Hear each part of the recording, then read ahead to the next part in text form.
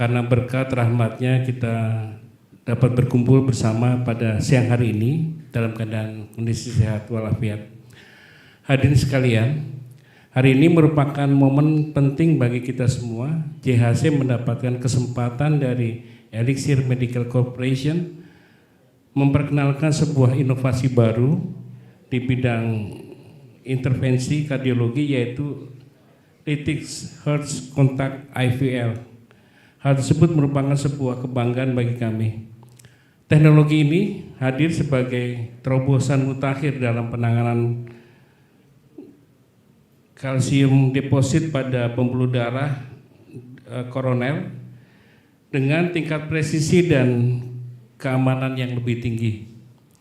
Teknologi ini diharapkan dapat menjadi alternatif yang lebih unggul dibandingkan beberapa metode konvensional seperti cath lab dengan iFuse ataupun dengan rotablator. Jadi mungkin yang termutakhir. Inovasi ini bukan hanya sekalian sekedar perkembangan teknologi, namun juga menjadi langkah baru dalam upaya meningkatkan keberhasilan terapi intervensi koroner. Hal ini tentu akan memberikan manfaat besar bagi dokter dalam praktek sehari-hari maupun bagi pasien yang mempercayai kesehatannya kepada kita Rumah Sakit Jantung Jakarta. Itu amanat dari Direktur Utama Rumah Sakit Jantung Jakarta, Dr. Yusuf Rahmat, yang pada hari ini berhalangan. Salam juga dari beliau. Saya akhiri pembuka ini. Terima kasih. Wassalamualaikum warahmatullahi wabarakatuh. Waalaikumsalam warahmatullahi wabarakatuh. Terima kasih, dokter. Next, we would like to give the time for Mr. Anand Subraiman, the Vice President Elixir Medical Asia, to give his welcoming remarks. For Mr. Anand, the floor is yours. No, it's fine. They can hear. Okay, sure. So, thank you very, very much. It's indeed a great privilege and honor for me to be able to share with you latest technology on the lithotripsy. YouTube is there Oh, participant. Hybrid. Hybrid. Yes. Yeah, and you know, we are very, very honored to launch this unique technology in Jakarta Heart Center, and we are very proud to continue our ongoing relationship and partnership with Dr. Todung and the team. And I really don't know even if you know, Dr. Todung, you are the highest PCI center in Southeast Asia. I'm not sure whether you know. And I think you should do something about it to say, because about over 6,000 PCIs is just amazing. And also, I think now over the last 1 year, in terms of adoption of our bioadapter technology, I think you are now the highest in Indonesia as well. So we are very proud to continue our legacy of getting this innovative technology with Jakarta Heart Center. And I would like to thank you for the opportunity given. And in this short, maybe 30-40 minutes, I would like to take you all through what this technology is, its mechanism of action, where it fits in your current practice, and see some initial experience from our launch in other parts of the world, and hopefully would have some nice experience later in the day with a couple of cases. So thank you very much, and I would now like to start, or we okay, thank you very much. You want to give this total presentation for the Jakarta Heart Center? Thank you so much for the remarks, sir. So before we proceed to our next agenda, we would like to give the chance for Mr. Anand to give this appreciation to Jakarta Heart Center, which is going to be done by Dr. Sabto.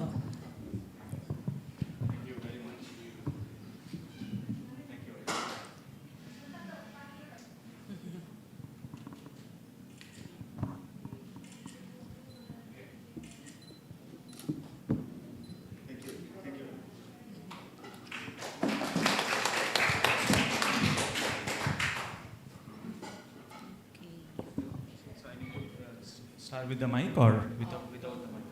Oh, Tidak ya. Kini kita akan memasuki sesi yang utama, yaitu scientific presentation yang sekaligus menjadi lunch symposium siang ini. Sesi akan dibawakan oleh Mr. Anan dengan topik A Novel Device, Lytix Hertz Contact Intravascular Lithotripsy for the Calcium Modification of Coronary Lesion.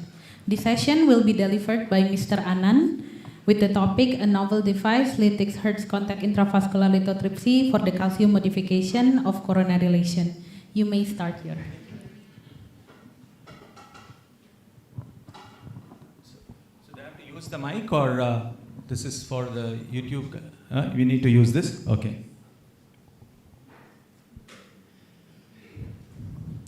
So just before we go into the technology, I would just like to take a couple of minutes on why this is very important. And in our usual clinical practice, we roughly see about 30% of the patients which are moderate to severe calcification, and they need some kind of calcium modification. And the reason that is important is these kind of cases have, as you can see, quite high rate of complications in terms of death, MACE, and QR. And in spite of all that we have today, even in the world, we see that there is only about 16% of the patients, this is US data, only 16% of these patients actually have some kind of calcium modification treatment. And this is also because sometimes the vessels are tortuous. You see a combination of eccentric, concentric, and nodular lesions. Every current technology that we have today has its own inherent risks that are there, and the calcium heterogeneity, sometimes long diffuse calcific lesions, severe angulations. These are all some of the challenges that has prevented us from adopting these technologies for managing calcium. And in our part of the world, because we have a very different set of patients where you usually have a mix of eccentric, concentric, and nodular calcium. It's not just a spot. It is throughout the entire length of the stent. And now this is again US data just recently published. In spite of all that we have, modified scoring balloons, high pressure balloons, rotablator with mechanical, on an average we have seen that even in the best of technologies, we have been able to only have about 80% of stent expansion in severely calcific lesions. So this is in spite of all the technologies that we have today. And now later evidence is coming out that for you to make sure that we have good long-term outcomes in severely calcific lesions, we need to at least have a MSA of greater than 100% with reference to the distal diameter, and or at least having a greater than 5 millimeter square of MSA. So these are two independent predictors for long-term outcomes in calcific lesions. And you can see that your total target lesion failures are dependent upon how many of these patients who met this criteria, the complication rates are very, very low. So now let's go into the Hertz contact lithotripsy. So lithotripsy is basically derived from a Greek word calling breaking of stone. So breaking of stone has in medicine has actually started way back in 1832, where we had mechanical means of breaking stones. And over time, we have now seen that you can break intravascular calcium with sonic waves, which is shock wave and energy-based IVLs. We also have technologies using laser, where using laser you can break stones. And what we have, which we will discuss today, is a very elegant and a simple and effective technology called the Hertz contact stress principle, where we have discrete amplification of forces when spheres touch calcium. So simply put,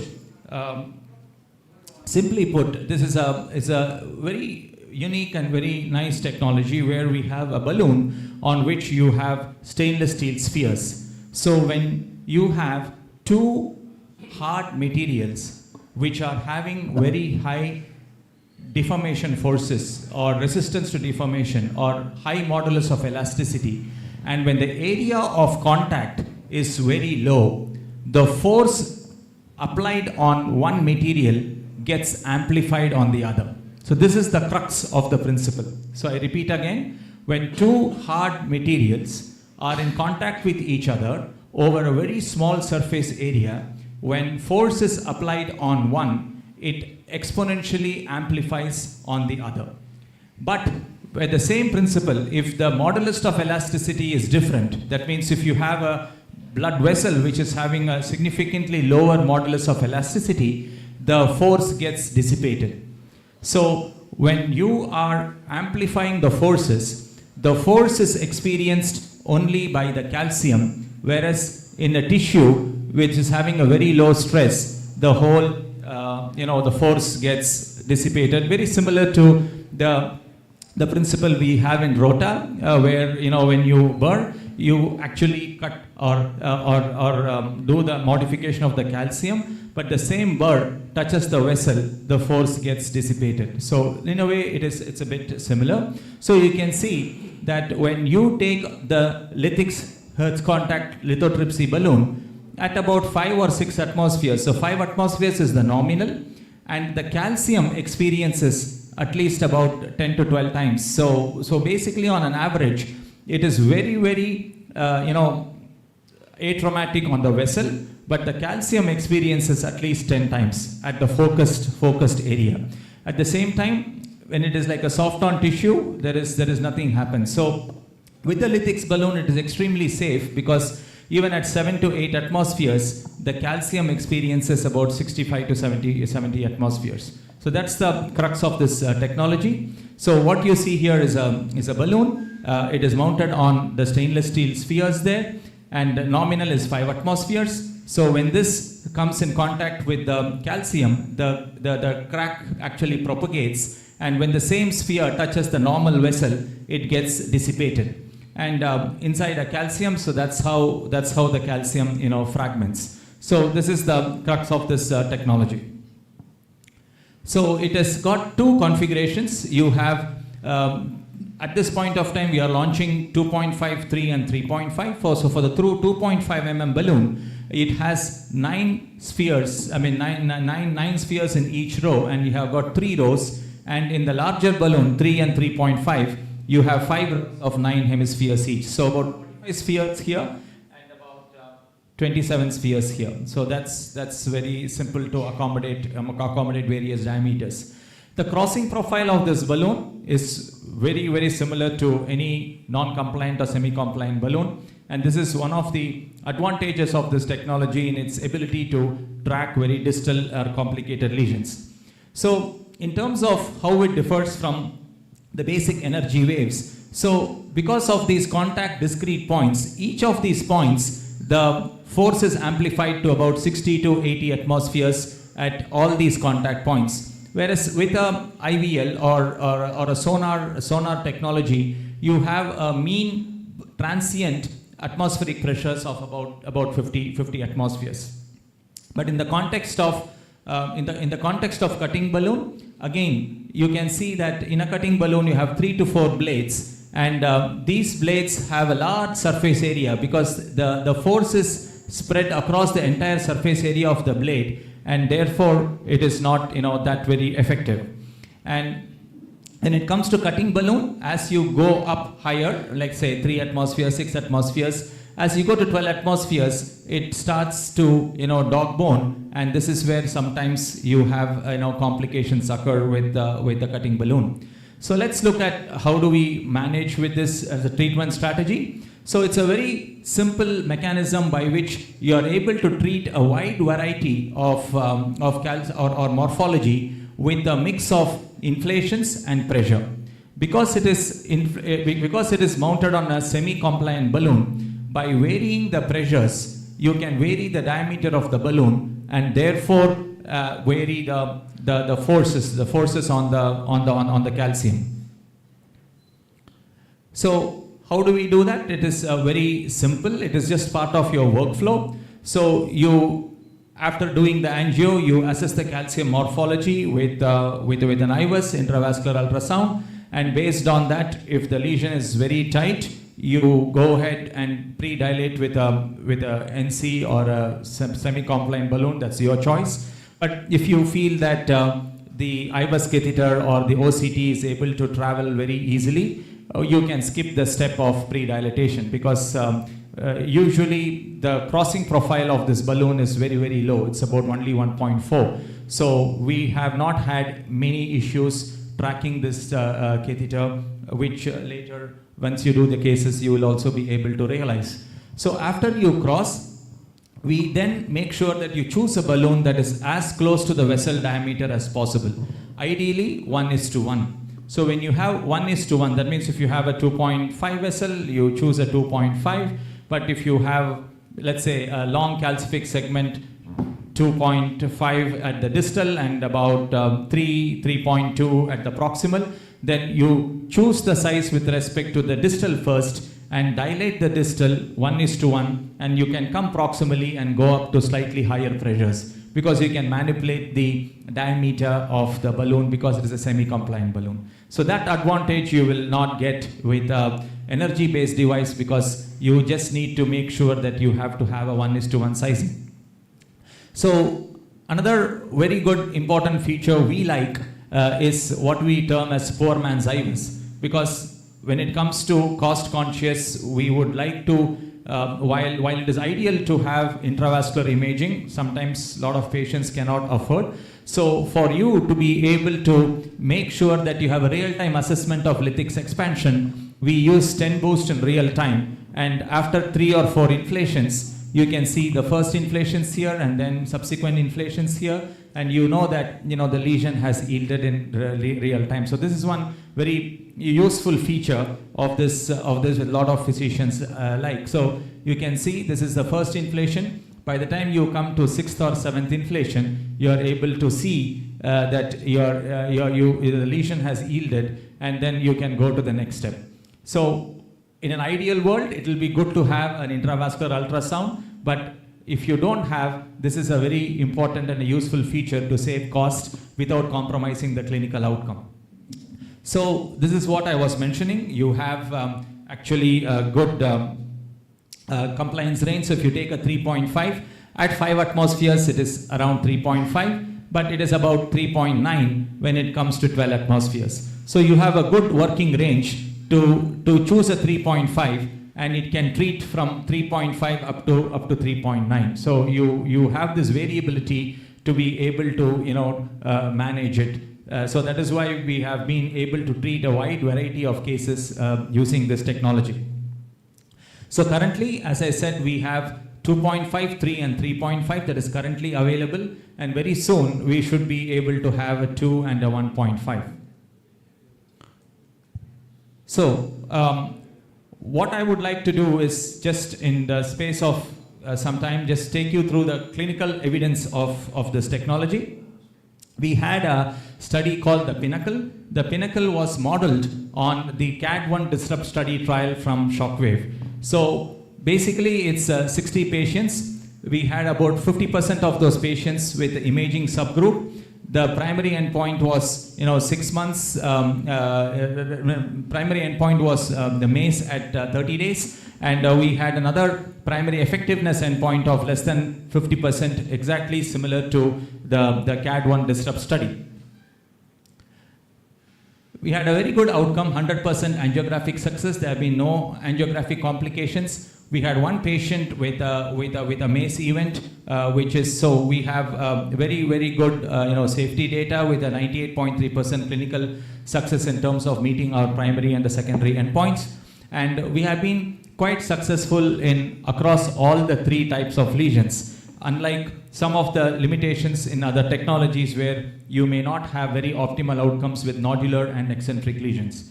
So here is an example from our clinical trial. You have an eccentric plaque. What you would be able to appreciate is the depth of the fracture and the width of the fracture, because as you have those spheres on the balloon, on the calcium, and as you inflate and as the force gets transmitted, the amplification of the force results in deep cracks and wider cracks. So deeper and wider cracks result in much better stent expansion, which is the final outcome that we are trying to achieve. So if you look at eccentric calcific lesions, we are able to see a good fracture depth and fracture width, and roughly about 63% of these patients had more than 2 fractures, which is something that is very difficult to find. And across at the MLA or in the maximum calcium site, we have been able to get a very good stent expansion. And if you may remember in my first slide, in spite of all the technologies that we have, most of them have not been able to get more than 80% stent expansion. So this is something that was very gratifying. And you will be able to see in concentric, it actually works even better. So because concentric lesions have circumferential calcium, you are able to see same nice depth, nice width of this, and you have been able to get good stent expansion. And again, in concentric, you are able to get very nice cracks, and almost 85% of these patients had more than 2 fractures. And again, very nice stent expansion. And what is more interesting is this, Dr. Todung. For example, nodular is always an issue, either with guide wire bias, with rotablator or orbital atherectomy, and very suboptimal outcomes with energy-based devices, because you just spray those shock waves and you really don't know consistently whether they are hitting the nodule. So here you have got in our series of, we had 9 patients with nodular, all of them under imaging, and we have been able to demonstrate the breaking of nodules with this technology, which is something that a lot of physicians are excited about.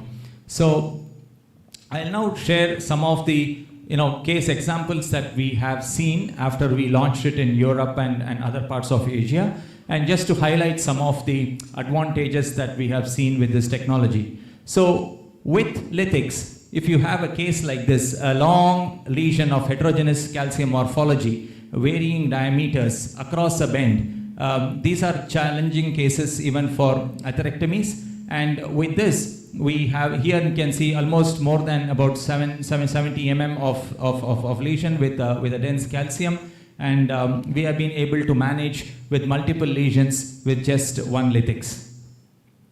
So here is another case where, when it comes to trackability, you have cases like this, extremely angulated, very difficult, even IVUS could not cross. And this was actually a case, I think, in Marta here in Poland.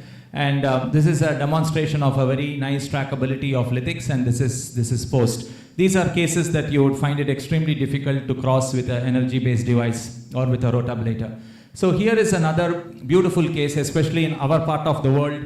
We see a lot of cases like this, multiple vessels with a single lithics device. This is not actually currently possible with energy-based devices, because as per the IFU, once you pull out an energy-based device from, let's say, a circumflex or an LAD, you can't put it back in another lesion because they are not very sure about, so it is there in the IFU. But irrespective of that, using a single lithics catheter, we have been able to manage 2 vessels, and they are quite, of course, little bit of left main is involved, but we have been able to manage, and this is over 18 inflations. So in these kind of cases, please be a bit more patient. Give a little more time for the lithics to work and for the force of the amplification of these forces.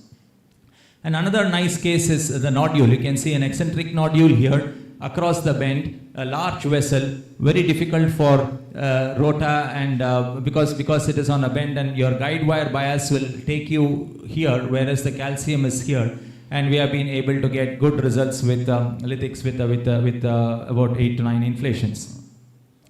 Here is another typical case that you would see, long diffuse lesion in our part of the world, different diameter. This was about 2.8 in the distal and about 3.5 in the proximal, close to about 80 mm long. And this is how the angio prior to lithics, and this is after lithics and stenting. So we had almost about 13-14 inflations, all from here all the way back, and then proximal was a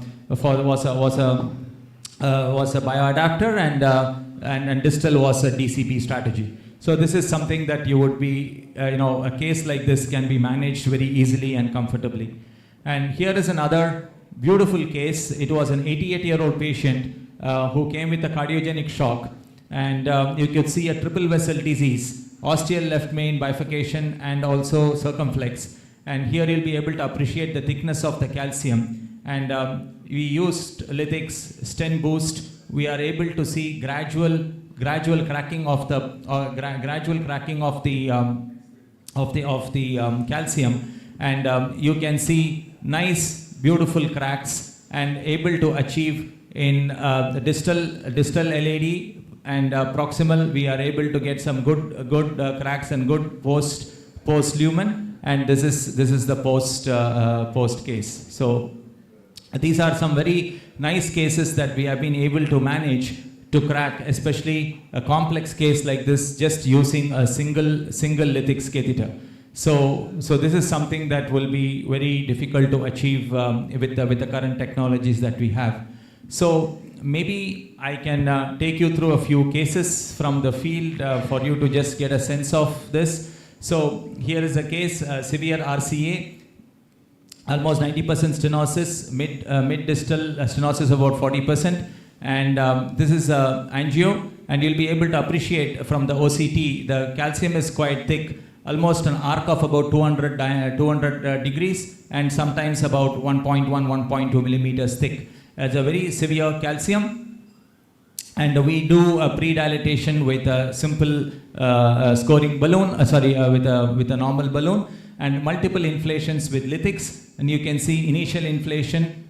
After multiple inflations, you are able to actually crack, and we are able to see this in stent boost. This is the initial, and by the time we completed after 6 to 7 inflations, you can see the calcium has cracked, and you have been able to get good lumen and very nice, beautiful cracks. You can see the width of the crack, depth of the crack, and post-dilate with a NC. We always recommend some post-dilatation because you are able to expand the cracks that you have cracked with lithics. And after doing with NC, you can use a stent of your choice or a DEB, because with this additional angioplasty effect, you are also able to create a lot of micro fractures that may not actually be visible under fluoro or under OCT or IVUS. But when it is a drug-eluting balloon strategy, it will be a good advantage because you are getting additional micro cracks. So this is your post. Final angiogram looks beautiful, and you can see a very nice stent expansion in this case. So here is a pre. Here is very nice cracks with a few lithics, and this is a final stent expansion for this case. So here is another case, large LAD, and we also did an RCA for this patient as a second sitting. So here is a LAD pre-treatment angio. Again, you will be able to appreciate a lot of thick calcium. It is a good eccentric calcium, 200 degrees arc, and again areas of calcium almost about 1.2, 1.1 mm thick. So it's a very nice calcium, dense calcium, severe calcium that cannot be managed without a device. So traditionally, what you normally do is try and go with an NC, or here is a case where we took a scoring balloon up to 20 atmospheres. We had one or two dissections, some cracks, but overall you can see this part. There is not much improvement in the calcium modification. And then we took a lithics, 3.5 mm, 14 atmospheres, because the vessel was the balloon was undersized for the vessel. We went up to 14 atmospheres, 6 to 20 atmospheres, 7-8 inflations. Saw that through the stent boost, and you are able to see much better luminal gain. For you to be able to appreciate, I put this together so you can see post scoring, post lithics in two different areas where we have been able to see not only the number of cracks which are more, but the luminal gain is also much higher, followed by stent expansion, and you have been able to see a good vessel, good stent expansion percentage. So this is again the summary of this case. So this is the same patient came for a second sitting RCA. Very nice case because it is a large RCA where there is a calcium chunk, eccentric and nodular calcium chunks across the bend. It is not an easy case for rota, and so in this particular case, because it is an eccentric nodular kind of a calcium at the bend, initially the plan was to choose an orbital atherectomy. So using orbital atherectomy, you can see, I mean, prior to this case, such a very large vessel with dense calcium, and the arc is almost like about 250, 260, and there are areas of about 1.5 millimeter calcium thickness. And pre-dilate with a scoring, and we did a multiple runs with the orbital atherectomy, and so both at 80,000 and 120,000, and you are able to see post OCT, post OAS. It has been, we have been able to get some luminal gain, but overall there are 1 or 2 cracks that you are able to see, but still you can see that the tightest area, these are areas which have not yet cracked, or we have not seen much improvement after orbital atherectomy. So in this case, we took a lithics.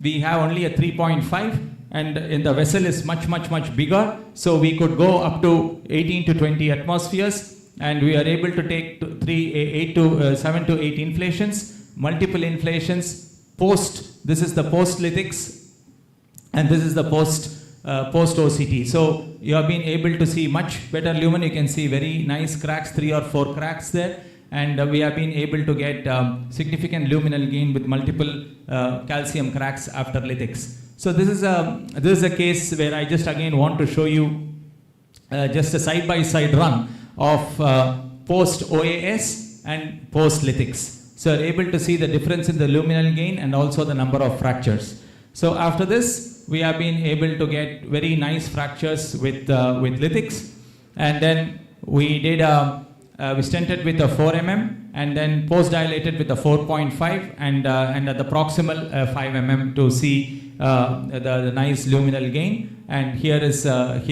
co-registration image of IVUS with a very nice stent expansion.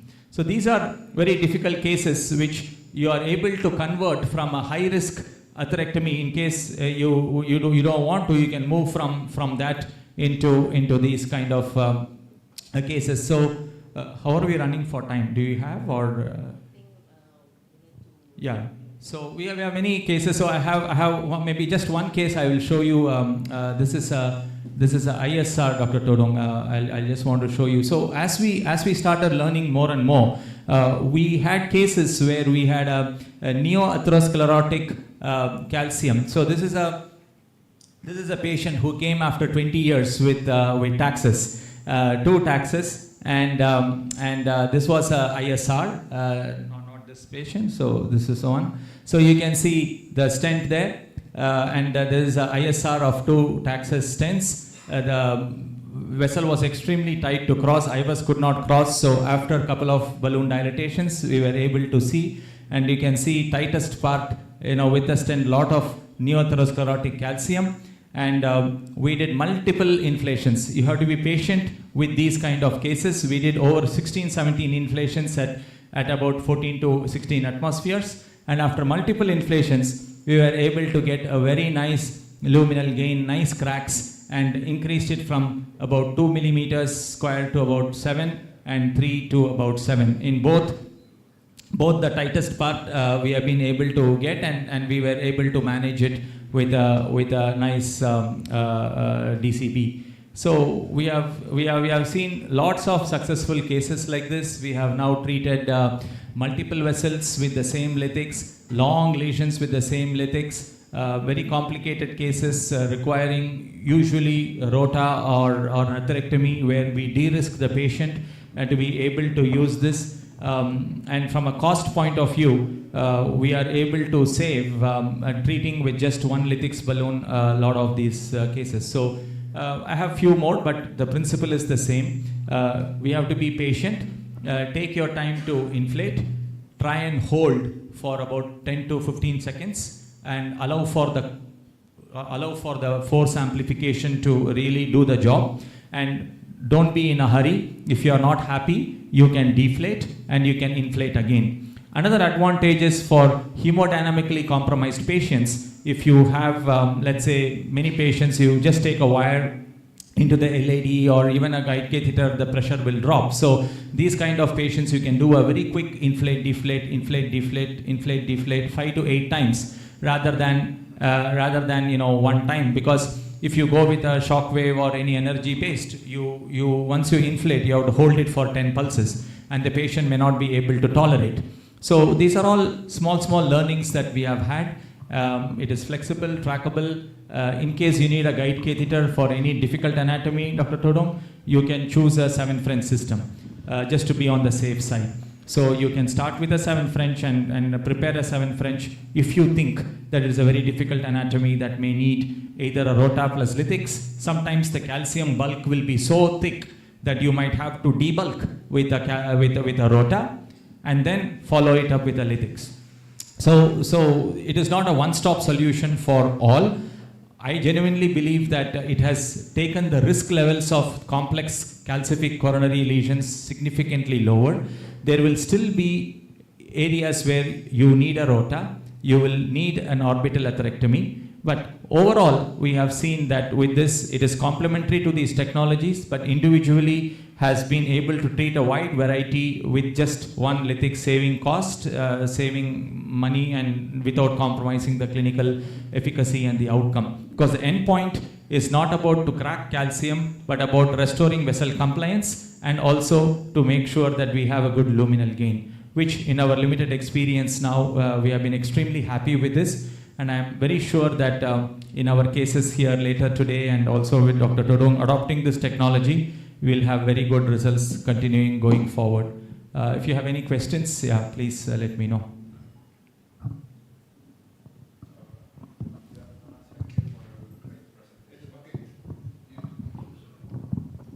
Yeah, thank you, Anand, for the great presentation. Thank you. Of your cases. So, Yes. yeah, I'm Dr. Robert. I would like to ask about some tips or tricks how to use the balloon. Some you have already told us about how to inflate gradually, or sometimes we can inflate faster to reduce the ischemic time. But how about to choose the length of the balloon? Because like Dr. Todong taught us, for the cutting balloon, like a Wolverine, we usually use the shorter balloon, so we will be able to navigate more smoothly. So how about in your this product, the Lithics balloon? So based on the feedback from the physicians, you see, because once you have with a cutting or a scoring, you have so let's say a metal, right? And the metal is spread across a 14-15 mm. So here there is space in between. So you have 9 spheres across a row, and each sphere is separated by 1.5 millimeters. So there is not a continuous metal. Because it is not a continuous metal, when you actually use it, you will be very surprised that it can even track a bend very easily, because you are not trying to take a stiff metal across.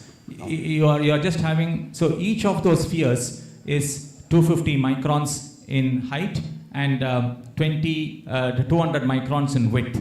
And they are separated by, so that is why when you look at taking a deliverable stents, those deliverable stents will have those struts separated by each other, so you are able to track much better. So tracking experience will be very, very different. And we have a standard 14 mm. So with 14 mm, you can go distal, keep dilate, come proximal, dilate, and smaller vessels you can choose smaller pressures, but the same balloon you can come a bit, provided the difference between them is not like 2 millimeters, right? So if you have a 2.5 distal and maybe a 3.1, 3.2 proximal, then with a 2.5, you can manage the entire length. So please take your time, go there, 2-3 inflations, come a bit back, 2-3 inflations, and then go to the tightest part of the calcium, and you can continue to inflate.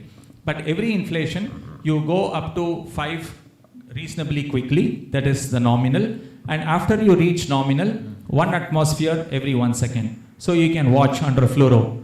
1, okay, watch. 2. So when you think that it has kind of reached there, you just pause.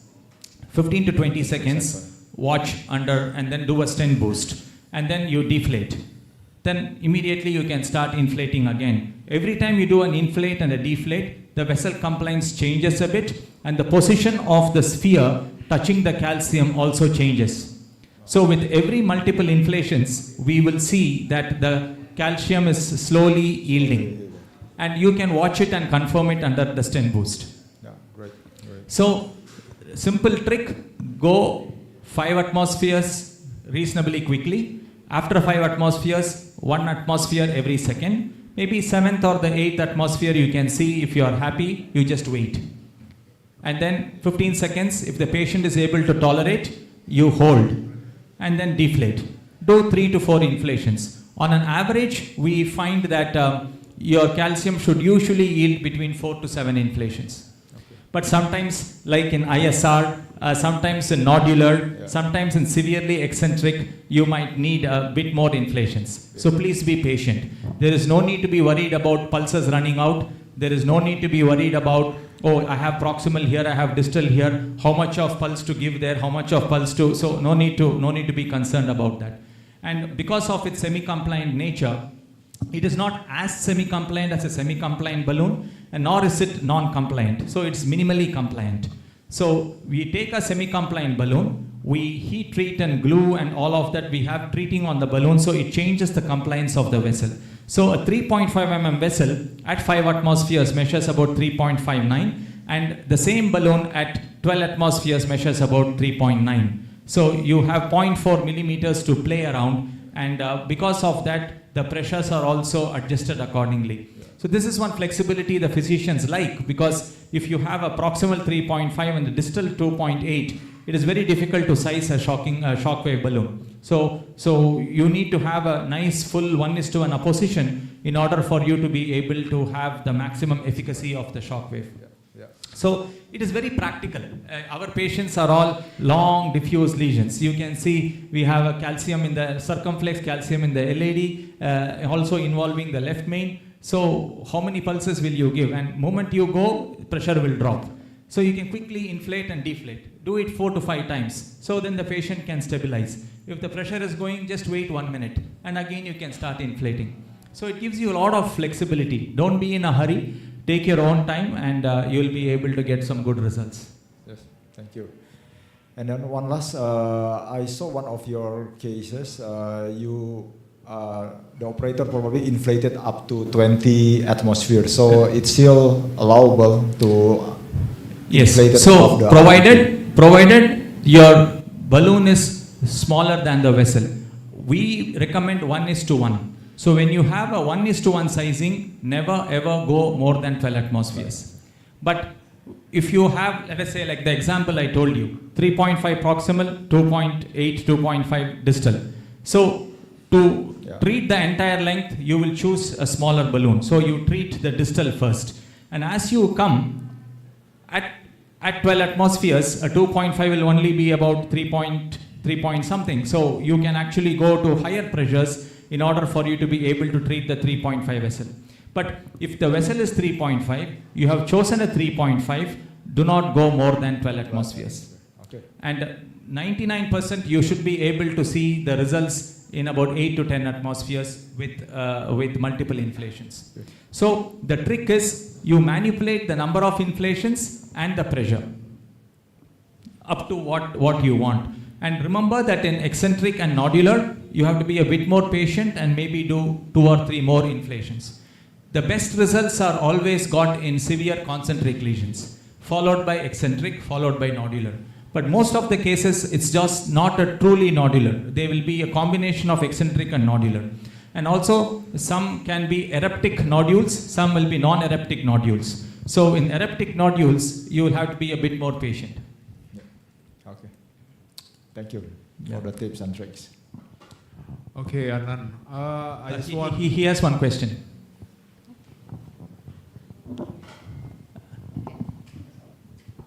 Okay, thank you for the time.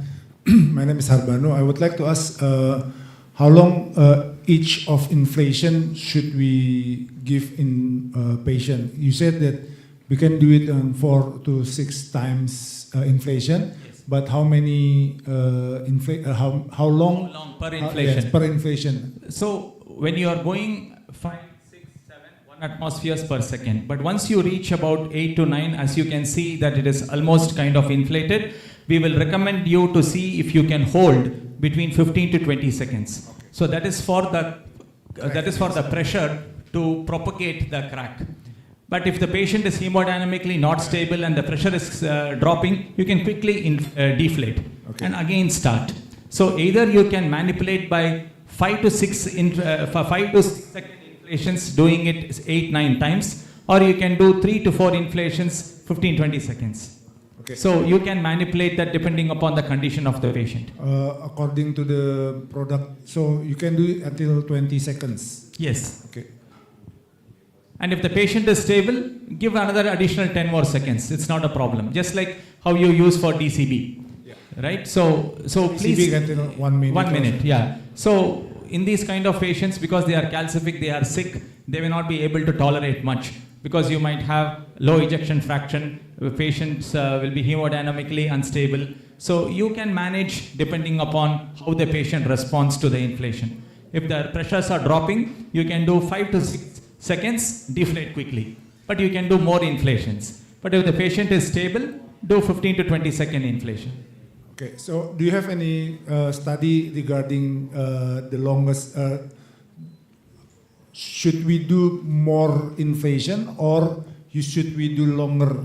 Do you have any? No. Maybe 2-3 times with 20 seconds, or maybe only 5 seconds with maybe 10 times inflation. Do you have any data for that? No specific data like that. It is according to the according patient. to what you think Okay. is patient specific.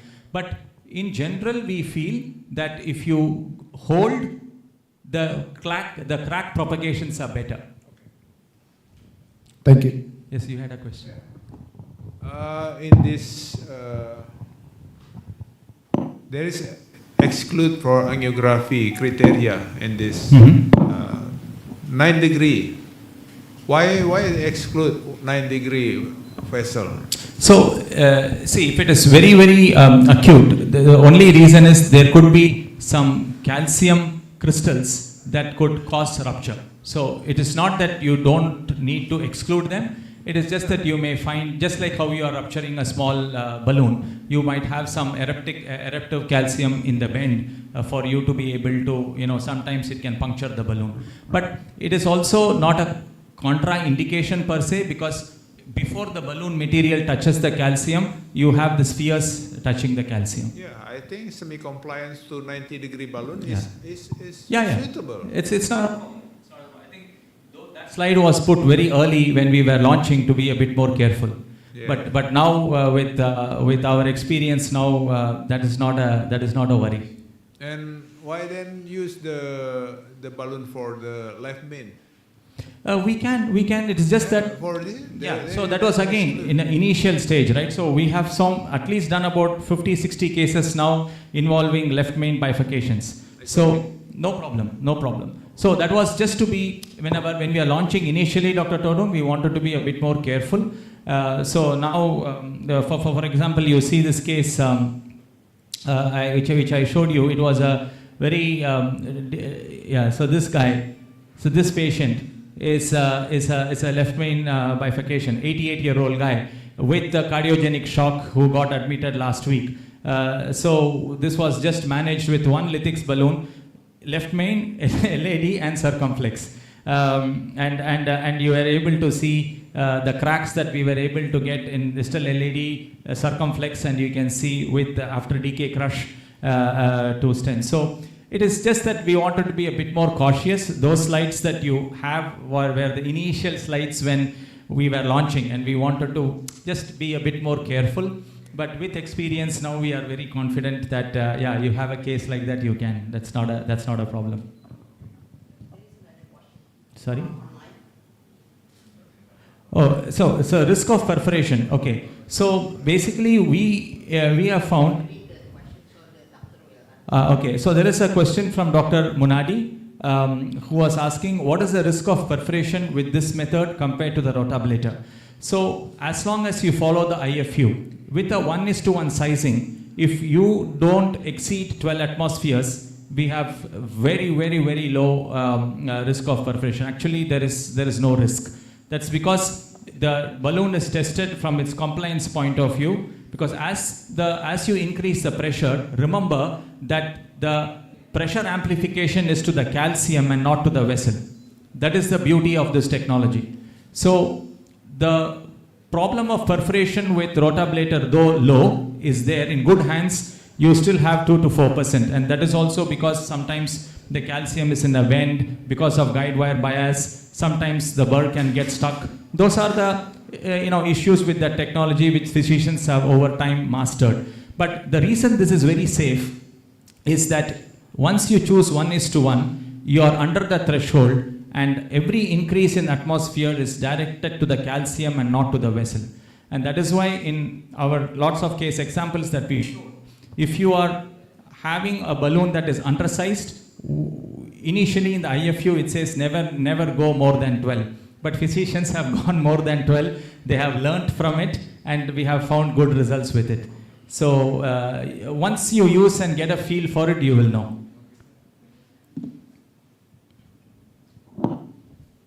One more question. You show us about the use of lytics contact intravascular lithotripsy for the patient with ISR with calcified lesion behind the stent. Yep. But it's only one case, right? Do you have a clinical trial or at least clinical case report series regarding using lytics for that kind of indication? Because I think based on your physiologic mechanism with Hertz contract intravascular lithotripsy, the situation would be different with the stent, ISR, and the calcified behind the stent, because your lithotripsy mechanism is based on the contact. With the stent barrier, it will at least it will reduce the contact between the lytics mechanism of contact with the calcium. I saw that you saw one cases, but do you have a clinical trial or at least clinical case series or report regarding using lytics for that kind of indication? That's a very good question. So I have 2 other cases to show you where there is calcium behind in the media. So there are 2 types. One, what I showed you is a neo-atherosclerotic calcium within the stent. That means there is a lumen, there is an atherosclerotic fibrotic tissue which has got calcium, and there is no calcium behind in the intima, behind the media. So that one you have gone ahead and we have cracked, and that was a result that you saw.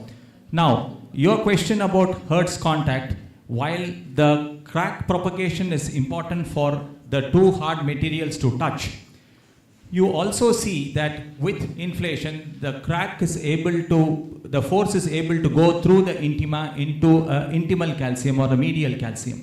So we have had in our limited series of about 150 cases that we have done over the last 5 months in Asia, we have had about 3 cases where we could see medial calcium that has given way. In fact, there is a case I can show you later or offline if the time is there. So while that may be little tough, we have also managed to crack those calcium, which is in the medial calcium. So the force is, while it is coming in contact, the force is able to propagate through. So the only reason which is a contraindication for lytics, is to use it in a freshly implanted stent.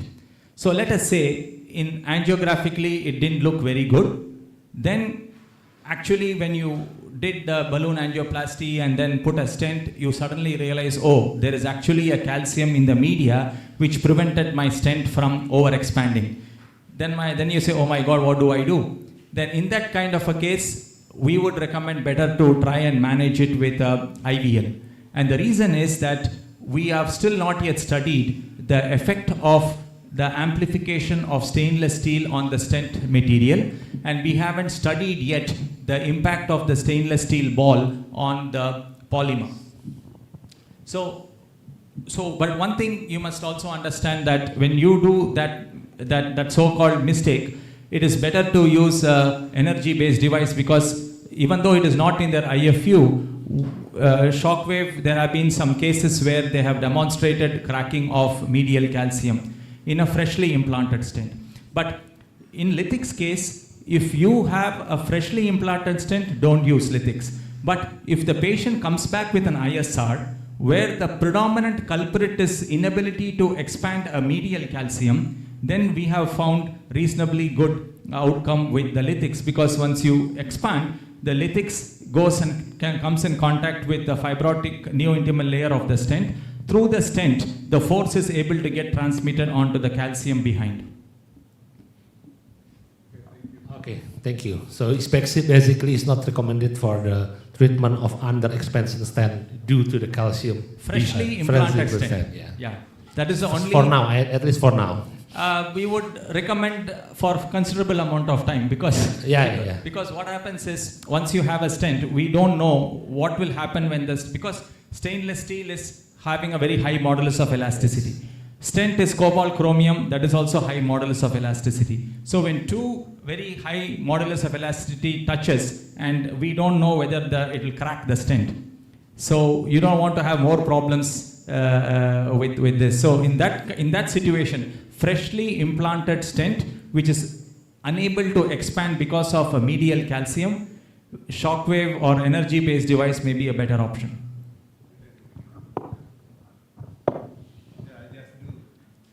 Oh, okay. Okay, which you could not see in the angio before. It happens. Yeah, it happens, Dr. Todong. See, sometimes you will see a small thing, you feel it is okay, and then when you are actually and because the lumen is not very tight, normally we are trained to do direct stenting. So you don't have a feel for the lesion because you don't do vessel preparation with a pre-dill balloon, and when you inflate is when you realize, I didn't expect this little lesion to be so naughty, right? So then you have to manage it with a shock wave. Yeah. Thank you very much. But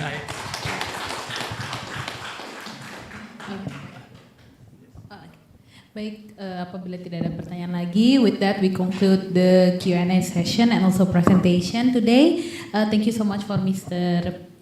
Anand for the engaging presentation, especially with the real life cases.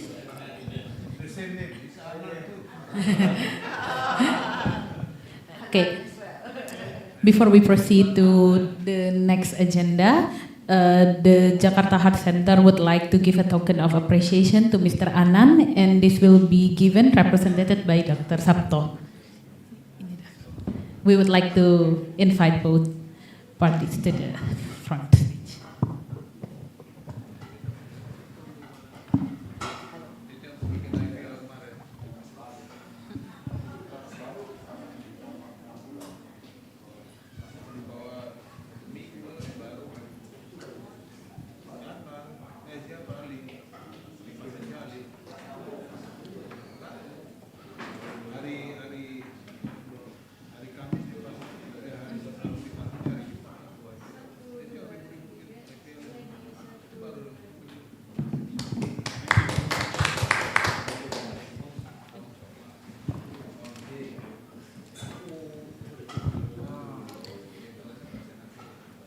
Ya, Bapak dan Ibu sekalian, sebagai simbol rasa syukur atas terselenggaranya acara hari ini, kita akan melaksanakan seremoni pemotongan tumpeng dan kue. Ladies and gentlemen, as a symbol of gratitude for the successful national launching of Lytix Hertz Contact IVL today, we will now hold a ceremonial cutting of tumpeng and also cutting of cake. Untuk itu, kami dengan hormat mengundang Dr. Yusuf Rahmat, spesialis bedah torak kardiovaskular Mars, yang diwakilkan oleh Dr. Sabto Hari Kriswanto Mars, and we would like to invite Mr. Anand Subramanian as Vice President of Elixir Medical Asia untuk bersama-sama melakukan prosesi pemotongan tumpeng dan kue sebagai tanda peresmian dan rasa syukur atas peluncuran hari ini. To jointly take part in the ceremonial cutting of tumpeng and cutting of cake as a symbol of inauguration and gratitude for today's launching. Yeah, we would like to invite both parties in front, to the front of the stage.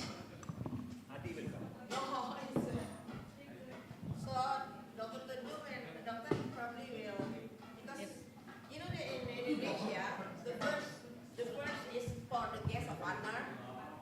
So we do have the tumpeng. It's the mountain of yellow rice. So Dr. Teduh, please. Probably Dr. Teduh will. It's like cutting ribbons, but in Indonesian. Yes. Wait. Just take the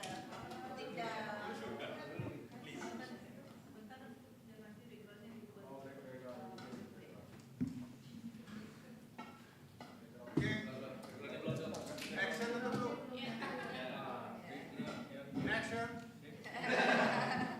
Udah?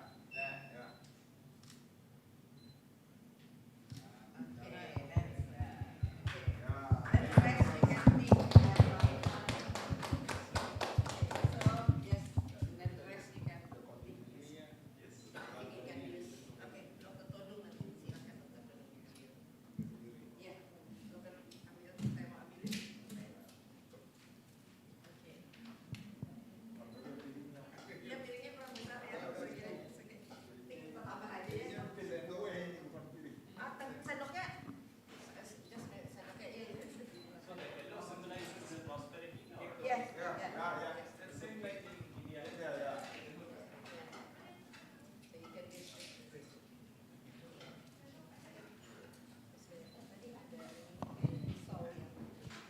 Pisau yang besarnya tadi mana?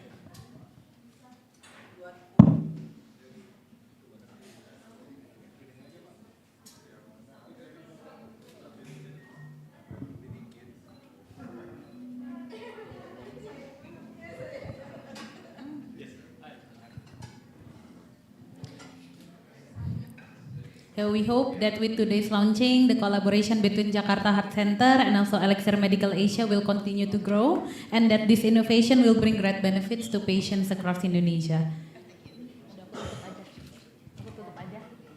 Tutup aja acaranya. Atau gimana? Karena udah harusnya. Nih, tutup aja acaranya.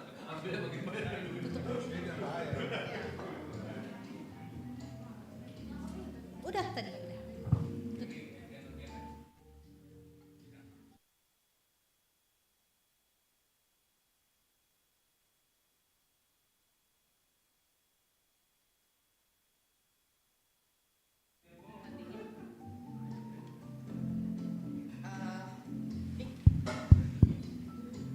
Ya, Bapak Ibu sekalian, kita telah sampai di penghujung acara. Terima kasih kepada seluruh pembicara, tim medis, serta semua peserta yang telah hadir dalam acara hari ini. Semoga acara ini dapat membawa wawasan kita semua tentang kemajuan teknologi intervensi jantung dan membuka peluang kolaborasi yang lebih luas di masa depan. Ladies and gentlemen, we have come to the end of today's event. We would like to extend our sincere appreciation to all the speakers, medical teams, and participants who have joined us today. We hope this event has provided us with valuable insights into the advancement in interventional cardiology. Saya, Nadla, mewakili panitia dan seluruh tim Rumah Sakit Jantung Jakarta mengucapkan terima kasih atas perhatian dan partisipasi Bapak dan Ibu. Silakan menikmati makanan yang telah disediakan.